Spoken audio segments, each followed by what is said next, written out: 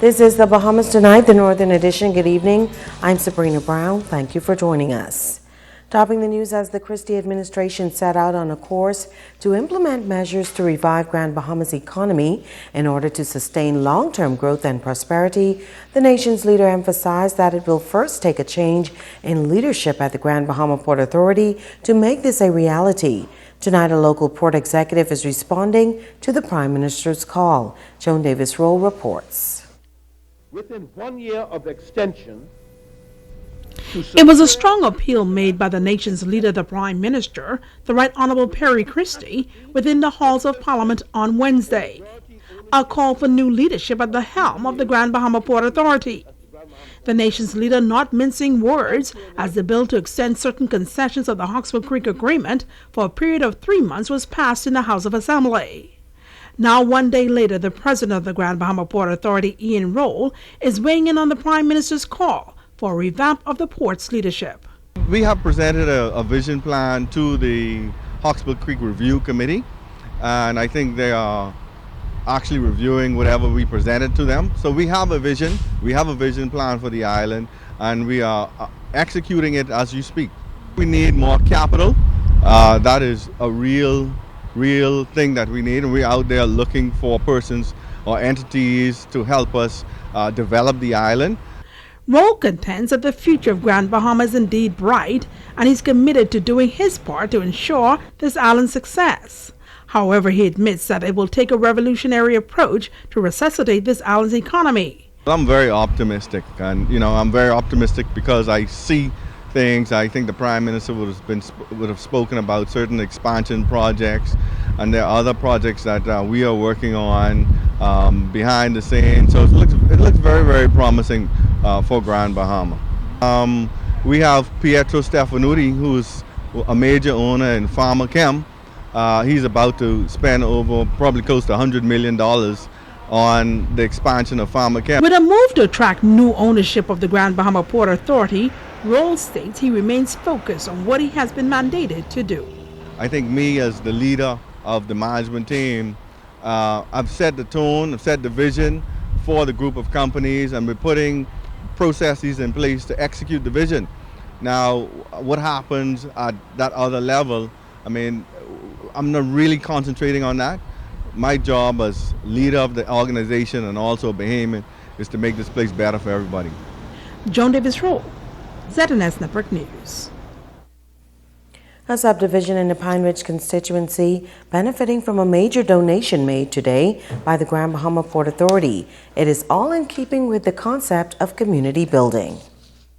The Minister for Grand Bahama, Dr. Michael Darville, partnering with the Grand Bahama Port Authority to fulfill a long-awaited promise made to the residents of the Heritage Subdivision. The Grand Bahama Development Company donated the land for the project. President and CEO Graham Terode. We're very proud of the heritage development that's been developed over the last 10 years, and we are working very closely with the government to ensure the donation of land for the development of 2 parks within the heritage project, which is a partnership between the Grand Bahama Development Company and the Minister for Grand Bahama. Minister for Grand Bahama Dr. Michael Darville says this initiative is in keeping with the government's efforts to promote healthy living. The government is committed to improving healthcare systems to improve the nation to its healthiest well-being and throughout the Caribbean. We should also ensure that recreational infrastructure is in place so that our residents can have access to facilities that will aid in their journey towards healthier lifestyles. Therefore, this donation of land by the Grand Bahama Port Authority in the Heritage Subdivision is very important to the residents that live there. President of the Grand Bahama Port Authority, Ian Roll, was also on hand for the special presentation. I would like to say congratulations to Minister Darville, because it's his vision to create a better lifestyle for residents in Heritage and the Pine Ridge constituency. And without his, I think, desire and drive to make this happen, it would not have happened. Of course, the Grand Bahama Port Authority works very well with the Ministry of Grand Bahama. And when Minister Darville called me requesting the land, we jumped straight on it and we made it happen. Employees of the Grand Lucayan Resort participating in a strike vote today. The poll opened this morning at 9 and closed just over an hour ago at the Department of Labor. Contract talks stalled between management and the union that represents the employees earlier this week. Union leaders say management is attempting to take away most of the benefits that members now enjoy, and they will not allow it to happen. The employees are represented by the Commonwealth Union of Hotel Services and Allied Workers, led by Michelle Dorset. Obie Ferguson is the union's legal advisor. The results of today's ballot will determine if employees will take action against the property. The U.S. Embassy confirming today that handwritten Bahamian passports are no longer valid and will no longer be recognized as a legitimate travel document at the U.S. Embassy in Nassau for visas or any other services. Embassy officials say individuals with visas and handwritten Bahamian passports may continue to use that visa for as long as that visa is valid, but will also be required to present a valid Bahamian e-passport for travel as of today, February 19th. The U.S. Embassy is strongly encouraging residents to apply now for a U.S. visa before the busy visa season begins. Officials say the majority of successful visa applicants can expect to receive their visas within 1 week. Some applications, however, require additional time for processing, which can take several weeks or months before the visa can be issued. The Ministry of Foreign Affairs announced earlier this month that all handwritten Bahamian passports will become null and void as of today, February 19th. Bahamians in possession of handwritten passports are asked to surrender them and obtain an electronic passport. Well, tonight police are reporting that 33-year-old Anthony Kendrick Smith, the man wanted on charges of unlawful sexual intercourse, is now in custody. Smith, a resident of Robin Nest, Freeport, was arrested by officers of the Mobile Division around 4 o'clock this afternoon. Police issued a bulletin for information on Smith's whereabouts late yesterday.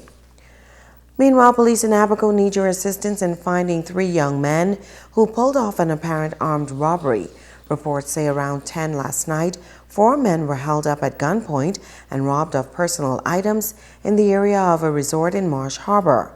3 suspects who were armed with handguns fled the area on foot. Investigations are continuing.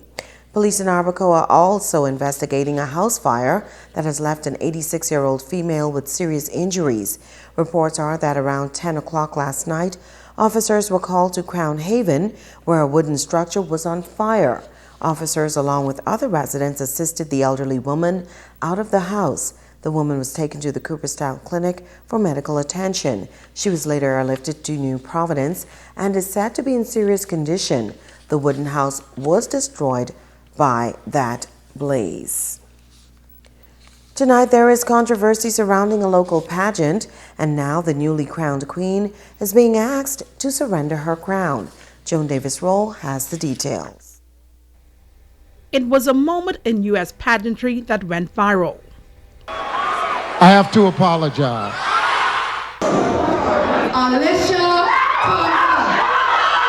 Now organizers of a local pageant appear to be experiencing a Steve Harvey moment of their own.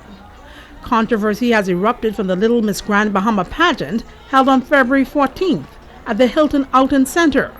Pageant director Annie Beckles says the major blunder came at the end of the pageant, a fiasco she described as an honest mistake. Someone was crowned by error. Not error by the judges, but error by the statistician. That explanation not sitting well with Melissa Thompson, the mother of Alicia Thompson, the declared winner. She received her crown in her sash. A lot of people wasn't happy about it, and it was obvious at the pageant. Before leaving, I spoke to the coordinator asking her if it was okay for me to leave. She said okay. I saw that it was a problem with the parents, and I left. Later that night, I received a message from her stating that there's an urgent meeting for the parents, 6 p.m. the following day. I was told that the 2 older girls, some points was not added to their grand total. So in other words, they're going to take the crown from my daughter. Thompson believes that certain protocols should have been followed, and followed immediately.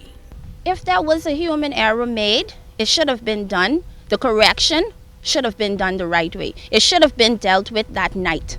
I should not have been allowed to leave thinking that my daughter was Little Miss Grand Bahama. I should have at least been contacted the next day, first thing that morning, not 6 p.m. that night when it's already publicized all over the world, and all over social media.